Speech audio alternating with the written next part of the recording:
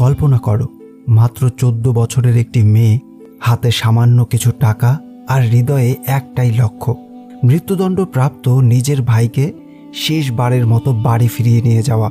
কিন্তু সেই পথ তাকে নিয়ে যায় প্রতারণা, নির্যাতন, কারাগার আর মৃত্যুর ছায়ায় ঘেরা এক ভয়ঙ্কর যাত্রায়। আর সেই যাত্রায় তার পাশে দাঁড়ায় এমন একজন মানুষ যার সঙ্গে তার কোনো রক্তের সম্পর্কই ছিল না। তবুও সেই মানুষটি তার জন্য নিজের জীবনের 25টি বছর হারাতে দ্বিধা করেনি। আজকের গল্পটি শুধু ভাই বোনের ভালোবাসার গল্প নয়, এটি ত্যাগ, মানবতা আর কখনো হারিয়ে না যাওয়া আশার এক হৃদয় বিদারক গল্প। বলতে চলেছি 2025 সালে মুক্তিপ্রাপ্ত তাইওয়ানিজ মুভি এ ফগি টেলের কথা, যে মুভিটি 7টি নমিনেশনের সাথে সাথে জিতে নিয়েছে 4টি পুরস্কারও। তো হ্যালো ফ্রেন্ডস, ওয়েলকাম টু ওর গপ্প। সময়টা 1953 সাল। চীন প্রজাতন্ত্রের 42তম বর্ষ চলছে। চিয়াই নামের একটি ছোট্ট গ্রামের এক কিশোরী বাসিন্দা হল ইউ। একদিন ইউ খাবার নিয়ে গ্রামের আখ খেতে আসে, যেখানে সে গোপনে দেখা করতে এসেছে তার বড় ভাই ইউনের সঙ্গে। কমিউনিস্ট পার্টির সঙ্গে যুক্ত থাকার কারণেই সরকার ইউনকে গ্রেপ্তার করার চেষ্টা করছে। ইউন তখন তার এক বন্ধুর খোঁজ জানতে চায়। ইউ জানায় গত সপ্তাহেই তাকে ধরে নিয়ে গেছে। ইউন মৃদু হেসে বলে, চিন্তা করো না, আমি ধরা পড়ব না।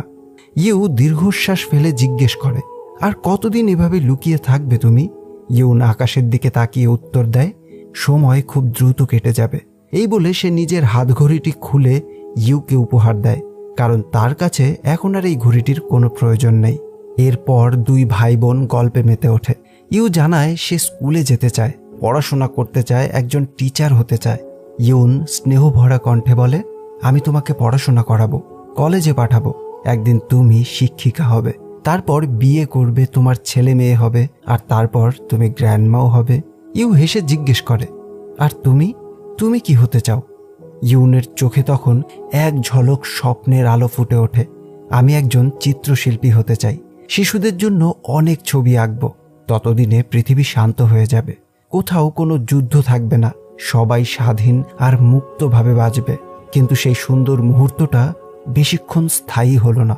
মুহূর্তেই সে বুঝে যায় পুলিশ তার অবস্থান জেনে গেছে। 1 সেকেন্ডও দেরি না করে ইউন দৌড়তে শুরু করে। পুলিশ তাকে থামার নির্দেশ দেয়। একজন পুলিশ তার পিছু নেয় আর অন্যজনকে ইউ সাহস করে আটকে দেওয়ার চেষ্টা করে ভাইকে বাঁচানোর জন্য। এতেই ক্ষিপ্ত হয়ে পুলিশ তাকে বারবার আঘাত করতে থাকে, তবে ইউ তবুও হাল ছাড়ে না।